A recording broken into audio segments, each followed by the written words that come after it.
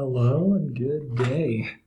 Today I will be reviewing this book, Reading Like a Historian, by Sam Weinberg, Daisy Martin, and Chauncey Montesano. So this book, the main purpose of this book is to teach historical literacy skills to students. It is meant to accommodate the textbook. It's not meant to replace it by any means. It's to give additional resources and understanding between primary sources, secondary sources, and textbooks. So what this book includes, it has 8 chapters dealing with lesson plans that go over different periods in U.S. history. These plans emphasize historical literacy skills such as evaluating reality versus myth, sourcing materials, corroborating different sources, and contextualizing the piece within the time frame it was put in together.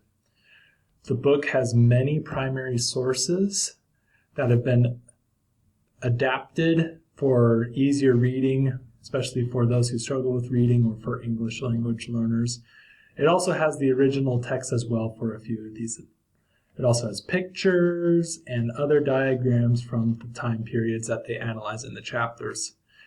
It also comes with several handouts for students to use while interpreting these historical sources. This book has several great strengths. It is very detail-oriented. Each chapter gives the teacher the historiography behind the issue, such as with John Smith and Pocahontas, giving the historian debate over the years. It also gives the teacher various resources on how to teach these concepts. These lessons also promote historical thinking skills. For example, with the Abraham Lincoln chapter in here, one of these is about Abraham Lincoln, it goes over whether Abraham Lincoln was a racist or not, or had racist beliefs. It allows students to practice contextualizing the source by looking at these primary documents and looking at when his addresses were given and what was the context behind, like the area he was in. Each chapter has amazing resources for teaching these skills. The primary sources are exquisite. The graphic organizers are very simple and easy to use, and helps the students learn these historical thinking skills. Some weaknesses behind this book: it promotes skill-based lessons. They are content specific. So if you're wanting to address an issue or a skill earlier in the year, you'd have to adapt your lesson to that. This is just for example. So if you were wanting to practice contextualizing, but you wanted to do it earlier in the year, because this lesson in here goes over contextualizing with Abraham Lincoln. So if you wanted to go over that in the colonial period, you would need to change your lesson in order to that this book would not help in that way, besides giving general pointers. Skill-based lessons also take a lot of time to do.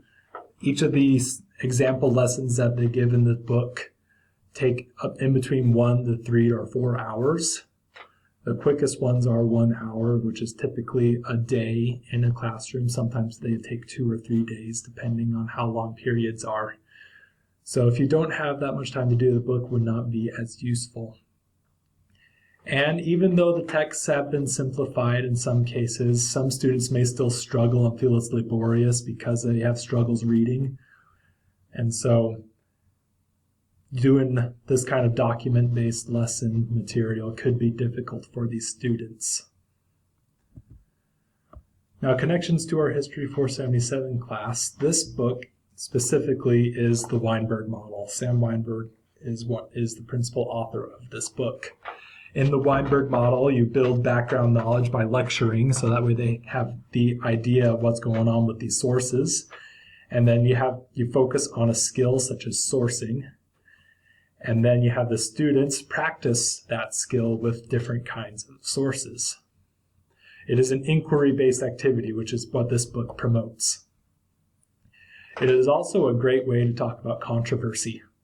Some students may have struggles talking about it, and the structure of these lessons promote dealing with controversy, such as with Rosa Parks and dealing with what was going on with the civil rights movement. It provides an easy, engaging way for students to analyze the sources, look at both sides, and be able to talk about it.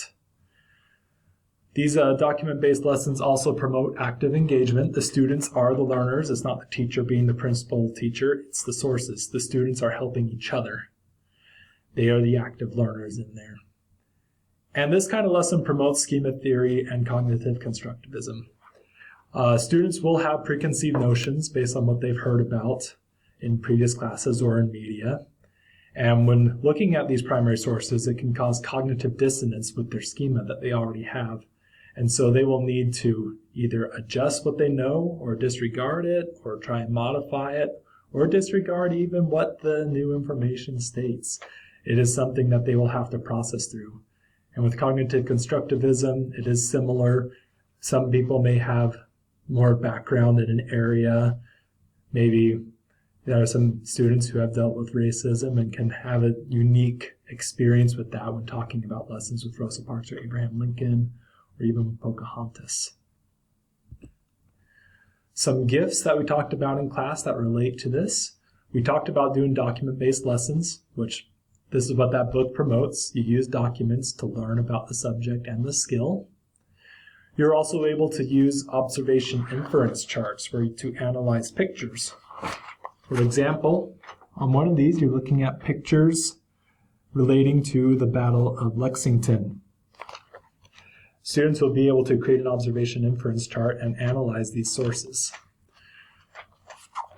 They'll also be able to can use SPAR methods where they can have a little debate based on the primary sources, either for or against the historical question, such as did Abraham Lincoln have racist tendencies? You can look at both sides.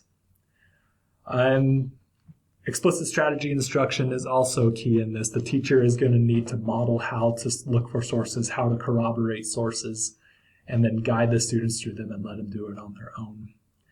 But the essential part of this is graphic organizers. The lesson comes with the book comes with several graphic organizers. And they will need them in order to interpret the sources so they can keep their notes straight and be able to reflect on them to use in other activities and discussions. One activity that can be done with this book is a myth versus reality kind of game. This can be like a pre-assessment. So what you do as a teacher, you create a list of real events or descriptions and myths, and then ask the students whether they think the event or description is real or a myth, such as Pocahontas and Smith being lovers, Abraham Lincoln being racist, Napoleon was short, etc. So you can have the students vote on what they think is real or not real. They can either raise their hand or run to different sides of the room so that way they can be more active. And then you can pick a student to explain their reasoning. And then after they've explained both sides, you can reveal then what is true and what's not briefly.